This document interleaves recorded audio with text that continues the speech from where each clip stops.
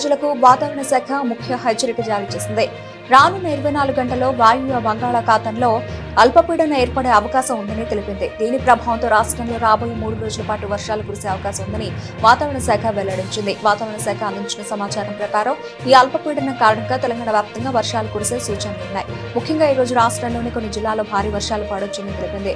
కొమరం భీం, ఆసిఫాబాద్, మంచిర్యాల, జయశంకర్, భూపాలపల్లి, ములుగు, భద్రాద్రి కొత్తగూడెం జిల్లాలో ఉరుములు, మెరుపులతో కూడిన భారీ వర్షాలు కురిసే అవకాశం ఉందని పేర్కొన్నారు. ఈ సమయంలో గంటకు 30 నుంచి 40 కిలోమీటర్ల వేగంతో బలమైన ఎదురుగాలులు కూడా వీస్తాయని హెచ్చరించారు.